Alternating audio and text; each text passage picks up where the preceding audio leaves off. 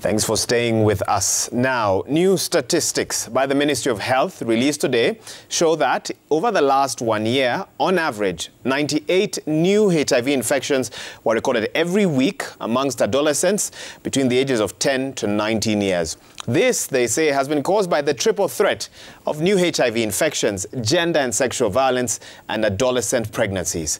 As Kenya remains the third highest ranking country worldwide with teenage pregnancies, where 1 in every 5 adolescent women aged between 15 to 19 years is already a mother or pregnant with their first child. Safi Godana Mamu tells us more about these statistics.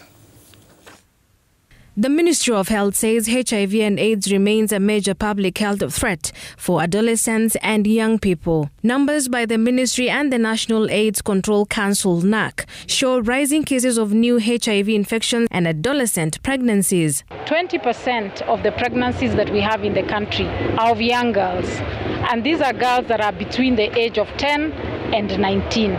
So this is why this is a matter of such national importance. In 2017, Kenya recorded close to 67,000 adolescent pregnancies out of over 317,000 pregnancies. You know, in Nairobi we deliver around 12,000 mothers every month. And we project around 156,000 pregnancies every year. So if you just look at that 10%, it's quite alarming. 9 counties, Nairobi, Kajiado, Homa Bay, Meru, Kericho, Narok, Kisii, Mandera and Bomet, contributed to 56% of all the teenage pregnancies among adolescents between 10 to 14 years of age.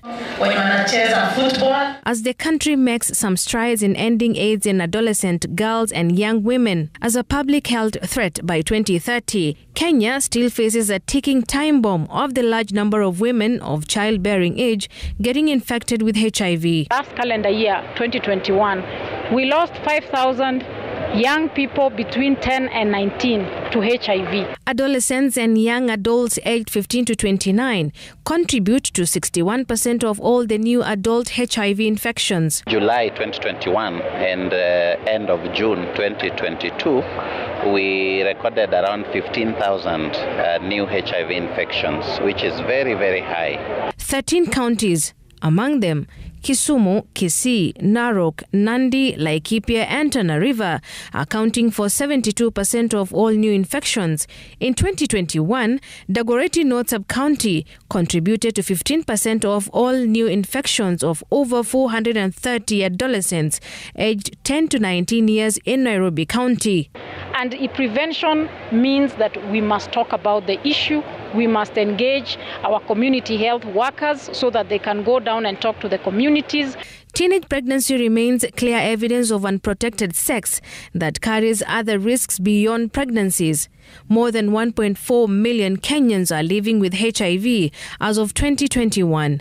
Children aged 0 to 4 years, accounting for over 78,000 of the infected population. Stunned by the shocking situation, the ministry, through the National AIDS Control Council, has launched a new countrywide campaign dubbed End the Tripple Threat, meant to end the 3 key issues affecting young and adolescent people. According to the National AIDS Control Council, young and teenage mothers have the highest new cases of HIV infections during pregnancy and breastfeeding, and lower rates of retention in HIV treatment and care. Safi Godana Mamu, Citizen TV, Nairobi. And police in